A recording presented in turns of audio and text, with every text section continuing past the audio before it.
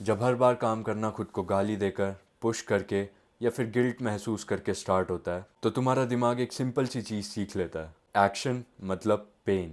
और फिर धीरे धीरे प्रॉब्लम मोटिवेशन की नहीं रहती, प्रॉब्लम ये हो जाती है कि तुम्हारा दिमाग ट्राई ही नहीं करना चाहता, और इसी को हम कहते हैं लर्नड हेल्पलेसनेस। ऑलमोस्ट हर इंडियन घर में एक बच्चा ज़रूर पैदा होता है जिसके ऊपर पूरी दुनिया भर का बर्डन रख दिया जाता है। उसे बाय बर्थ बोला जाता है कि ये कितना होशियार है, ये बड़ा होकर ज़रूर कुछ ना कुछ करेगा। और जैसे जैसे वो बच्चा बड़ा होता है लोग उसके नेचर से और भी ज़्यादा इंप्रेस होते हैं, क्योंकि वो इतना पोलाइट और इतना अंडरस्टैंडिंग बन चुका होता है। पर कोई भी ये रियलाइज़ नहीं करता कि उसके अंदर बचपन से एक शेम को इंस्टिल करा गया है कि तू हमारे घर के लिए एक एवोल्यूशनरी कैटलिस्ट बनेगा, तू हमारे घर को एक दूसरी स्टेज पे लेकर जाएगा। और उस बच्चे को हमेशा ये बताया जाता है कि सब उसके कंधों पर रिलाई कर रहे हैं क्योंकि उससे बहुत ज़्यादा उम्मीदें हैं और वो बड़ा होकर ज़रूर कुछ ना कुछ करेगा। अब होता क्या है, इन सब बातों के बीच में वो बच्चा खुद को खो देता है और वो ये रियलाइज़ करना भूल जाता है कि वो भी किसी के ऊपर रिलाई कर सकता है। अब मेरे घर में ये लड़का मैं था। लोग मुझे आज तक भी बोलते हैं कि मेरा नेचर बहुत ज़्यादा पोलाइट और बहुत ज़्यादा अंडरस्टैंडिंग है। अब मैं ये तो बता नहीं सकता कि ये इनहेरेंट है, कि मैं इस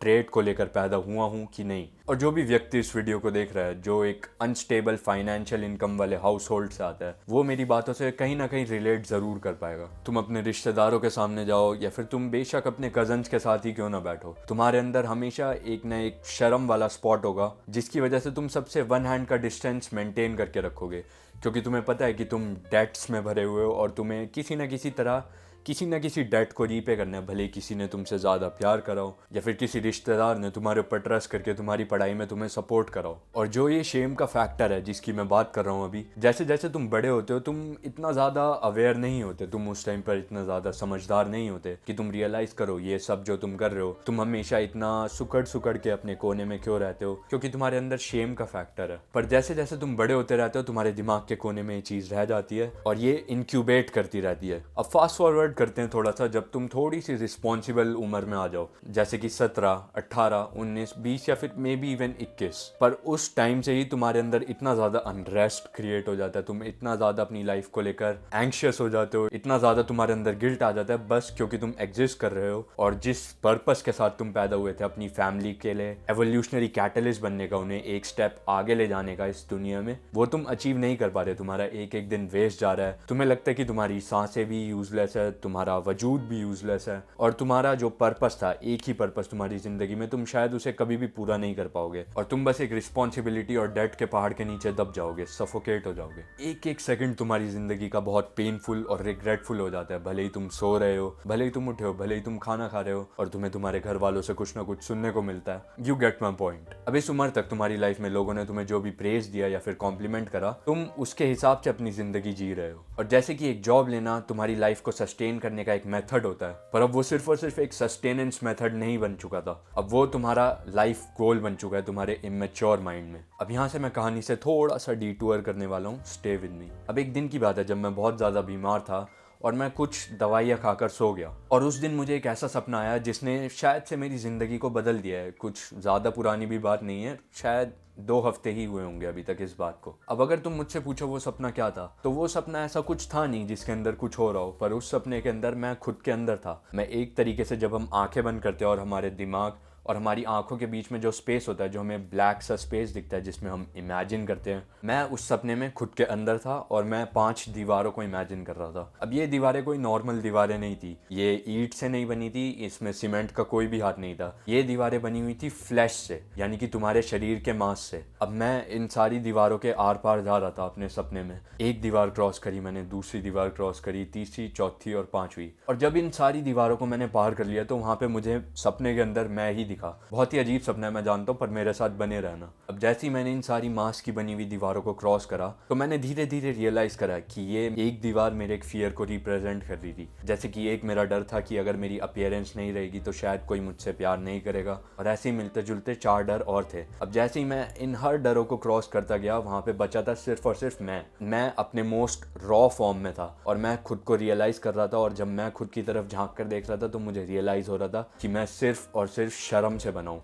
आई एम शेम पर्सोनिफाइड। अब इससे मेरा मतलब क्या है, अगर तुमने मेरी वीडियो में अभी तक ध्यान दिया है तो तुम्हें समझ आ रहा होगा कि जिस तरह का भी मेरा नेचर है, पोलाइट, अंडरस्टैंडिंग और कॉम्प्रोमाइजिंग, कि मैं हमेशा खुद को कॉम्प्रोमाइज करने के लिए रेडी हूँ just to put someone else ahead of me. ये सब कुछ मेरी अपब्रिंगिंग, मेरी कंडीशंस और एक तरीके से इंडियन कल्चर की वजह से हुआ है। मुझे उस टाइम पर रियलाइज हुआ कि मैं अपनी लाइफ में किसी से भी फेमिलियर नहीं हूँ। मेरी लाइफ में सिर्फ और सिर्फ एक फेमिलियरिटी थी जिसे हम बोल सकते हैं फीटल फेमिलियरिटी। अब जिसको फीटल फेमिलियरिटी नहीं पता, वो होती है जब तुम पैदा होते हो, तुम्हारा अपनी माँ के साथ वूम के अंदर, कोख के अंदर एक कनेक्शन होता है। इनफैक्ट जब बच्चे पैदा होते हैं वो अपनी मम्मी को अपना ही पार्ट समझते हैं, वो उसे एक दूसरे इंडिविजुअल, दूसरे एंटिटी की तरह नहीं देखते हैं। अब मुझे उस टाइम अपने अंदर सपने में रियलाइज हुआ कि मैं आज तक जो भी अपनी लाइफ जी रहा था, मैं आज तक किसी से भी फेमिलियर नहीं हुआ था। अगर कोई मेरी हेल्प करने के लिए ऑफर करता है तो मुझे वो बात हजम ही नहीं होती थी, मैं उसे नो बोलता था। अगर कोई मुझसे बात करना चाहता है तो उसे मुझसे बात करने के लिए पहले खुद ही मुझे हमेशा कॉन्टैक्ट करना पड़ता था। मेरा कोई सा भी क्लोजेस्ट दोस्त हो या कुछ भी हो, मैं किसी से भी इतना फेमिलियर फील नहीं करता था, कि मैं किसी को भी इतना अपना नहीं मानता था कि मैं उसे पहले से रीच आउट भी कर सकूं। यहाँ तक मेरे अंदर जो शेम था, जिसकी मैंने वीडियो के स्टार्टिंग से बात करी है, मैंने बोला था बड़े होते होते वो एक इंक्यूबेशन स्टेज में रहता है, हमारे दिमाग के कोने में रहता है। पर अब जब मैं इतना अवेयर हो चुका हूँ, मैं इतना कॉन्शियस हो चुका हूँ, तो मुझे रियलाइज हुआ कि मैं कितना ज़्यादा खुद से फॉरेन फील करता हूँ, कितना ज़्यादा खुद से ही फेमिलियर फील नहीं करता। ये जो एंग्जाइटी थी, ये मेरी बीइंग के अंदर इतना ज़्यादा इंस्टिल हो चुकी थी कि मैं खुद के हाथों को ही अपना नहीं मानता था। जो हाथ है मेरे, मैं कभी भी अपना चेहरा टच नहीं करता था, कभी भी मैं खुद को ही अपने आप की तरह ट्रीट नहीं करता था। जितना मेरा गला और जितना मेरा सर है, मैं इससे पूरे नीचे के हिस्से के साथ इतना ज़्यादा अकड़ के रहता था, इतना ज़्यादा स्टिफ होके रहता था। और उस दिन जब मैं इस सपने से उठा तो उसके बाद कह सकते हैं कि मेरी लाइफ पूरी तरह बदल गई। सबसे पहले तो मैंने खुद को उठकर अपने हाथों से अपने चेहरे को मैंने छुआ, और ये मैं कैमरा के सामने अभी कर पा रहा हूँ। मुझे इस चीज़ का भी यकीन नहीं हो पा रहा, क्योंकि ये चीज़, ये सिंपल सा जेस्चर, सिंपल सा एक्शन मैंने अपनी पूरी ज़िंदगी भर नहीं करी थी।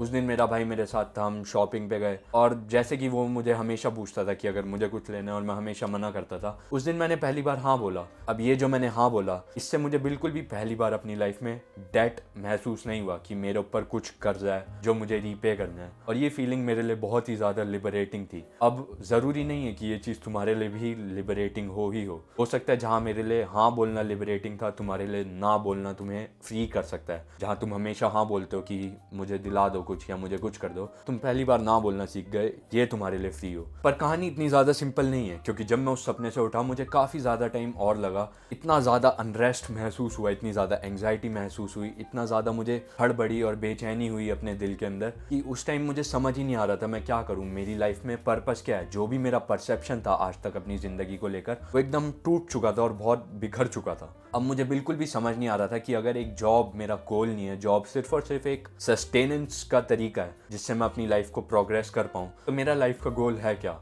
अब यहाँ पर मैं सेल्फ एक्चुअलाइजेशन और सेल्फ रियलाइजेशन के अंदर बहुत ज़्यादा दब चुका था, और वो भी just moments after waking up. मैं सोच रहा था कि अब मेरी लाइफ में जो आज तक मैंने सोचा है कि मैं अपनी ज़िंदगी ऐसे काटूंगा, मेरी ज़िंदगी में कुछ गिने चुने दिन है, मैं पैदा हुआ हूँ, मैं जीऊँगा उन गिने चुने दिन, और फिर एक दिन मैं गुजर जाऊँगा। उन गिने चुने दिनों को मैं कैसे स्पेंड करूँ, कैसे क्या करूँ मैं। और जितना ज़्यादा मैं सोचे जा रहा था, उतनी ज़्यादा मेरे अंदर फीलिंग्स बढ़ चुकी थी। अब अगर मैं तुम्हें इस चीज़ का एग्जाम्पल दूँ, तो जब भी तुम मास्टरबेट करते हो, तुम्हारे अंदर फीलिंग्स बिल्डअप होती रहती है till they reach a climax. अब जैसे ही क्लाइमैक्स होता है तो तुम्हें एक सडन बर्स्ट ऑफ रिलीफ महसूस होता है कि तुम्हारे अंदर कुछ बहुत दबा हुआ था और वो एकदम से रिलीज हो गया, and that is what we call pleasure. और मेरे लिए प्लेजर ये हुआ कि मैं पहले बहुत ज़्यादा एंग्जाइटी में फंस गया था, जब तक मुझे रियलाइज़ नहीं हुआ और जब तक मेरा क्लाइमैक्स मुझे मिला नहीं कि ये चीज़ें इतनी ज़्यादा ही सिंपल है कि मैं इस दुनिया में पैदा हुआ हूँ, मैं कुछ दिन जीऊँगा और फिर मैं एक दिन चला जाऊँगा। कुत्ते भी ऐसे ही होते हैं, बिल्लियाँ भी ऐसी होती है, हर जानवर ऐसा ही होता है। ये चीज़ मुझे हमेशा से पता थी, पर इतना ज़्यादा मैं खुद के एक रैट रेस के अंदर फंसा हुआ था आज तक, इतना ज़्यादा हसल और ग्राइंड के कल्चर में जो ऑनलाइन चलता रहता है, जहाँ पे तुम्हें हर इंसान बोलेगा कि तुम पैसे कमाओ, तुम अपनी लाइफ में कुछ करो, जब तक तुम पैसे नहीं कमा रहे, तुम जॉब नहीं कर रहे, तब तक तुम कुछ नहीं कर रहे। अब इस कल्चर के बीच में मैं तुम्हें सिर्फ और सिर्फ एक सिंपल सी बात बोलना चाहूँगा कि जब तुम्हारे पास गिने चुने अनएम्प्लॉयड डेज है तुम्हारे, उसे तुम चेरिश करो। जिस भी जॉब को तुम परस्यू करना चाहते हो, जिस भी करियर ऑप्शन को तुम परस्यू करना चाहते हो, उसकी तरफ फोकस रखो अपना। बट मीनवाइल ज़रूरी नहीं है कि तुम अपनी लाइफ में पूरी तरह से कंज्यूम हो जाओ इस रैट रेस में कि तुम्हें कुछ करना ही करना है, जल्दी से करना है, क्योंकि अगर तुम इस चीज़ में फंसे रहोगे तो तुम अपनी लाइफ में कुछ प्रोग्रेस कर ही नहीं पाओगे। अब मैं किसी भी यूट्यूबर को गलत नहीं कह रहा जो भी तुम्हें कहे कि तुम अपनी लाइफ में कुछ करो, अपनी लाइफ में पैसे कमाओ, ये करो, बिल्कुल ग्राइंड करो, दिन के 16-16 घंटे काम करते रहो। नहीं, वो भी अपनी जगह सही है, पर मेरा मैसेज तुम्हें यही रहेगा कि कल को तुम अगर अपनी ज़िंदगी में खुद को टाइम नहीं देते हो और बाद में जाके कुछ बुरा होता है तो भी तुम खुद के साथ गिल्ट में कंज्यूम्ड ही रहोगे। काश मैंने खुद को अपनी ज़िंदगी में टाइम दिया होता तो मेरे साथ ये बुरा नहीं हुआ होता, या फिर अगर मेरे साथ ये बुरा हुआ भी होता तो मुझे इसे मैनेज करना आता होता, या फिर इन जनरल मैंने अपनी ज़िंदगी में इतना ज़्यादा टाइम वेस्ट ना करा होता, क्योंकि एंड गोल एक ना एक दिन मैं रीच कर ही लेता, आज नहीं तो 1 या 2 साल बाद। Never put yourself on a cross, be an individual first and a collective later on in your life. तुम अभी तक अपनी ज़िंदगी में सिर्फ और सिर्फ एक कलेक्टिव ही बनकर रहे हो, तुम एक कलेक्शन ही रहे हो लोगों की बोली हुई बातों का, मीडिया जो तुमने कंज्यूम करी हो, और तुम इन सब चीज़ों को अपनी लाइफ को डिक्टेट करने दे रहे हो आज तक। बहुत सारे लोग होंगे जो बोलेंगे कि मैं अपनी ज़िंदगी में सेल्फिश बन के नहीं रहना चाहता, मैं अपनी लाइफ को एक एक्ट की तरह ट्रीट करना चाहता हूँ जिसमें मैं सिर्फ औरों की हेल्प करूँ। I am living not just for my self but for the betterment of everyone else around me. तुम्हें ये रियलाइज़ करना होगा कि ह्यूमन बीइंग्स कॉन्ट्रडिक्शन से बने होते हैं। अगर तुम बोल भी रहे हो कि मैं सेल्फिश नहीं हूँ, तो तुम्हें ये बात रियलाइज़ करनी पड़ेगी कि तुम्हारे अंदर का जो भी ख्याल है वो तुम्हारी सेल्फिशनेस से ही उभर के आ रहा है, वो ओरिजिनेट हो रहा है। यहाँ तक कि इस वीडियो को बनाने का मेरा पर्पस भी, अगर तुम ये वीडियो को देख रहे हो, तुम्हें हेल्प करने से पहले खुद की जो ट्रू रियलाइजेशन है, जो मेरा ट्रू सेल्फ है, उसको बोलकर खुद को रियलाइज करवाना ही मेरा पर्पस है। We always tend to put ourselves first. अब तुम रियलाइज करो कि तुम्हारा पर्पस इस लाइफ में होना चाहिए to break out of the shackles that dictate your life, even if it is a noble goal like making yourself a shield for your family. Realize your true self first, realize your potential first, be an individual first and a collective later on.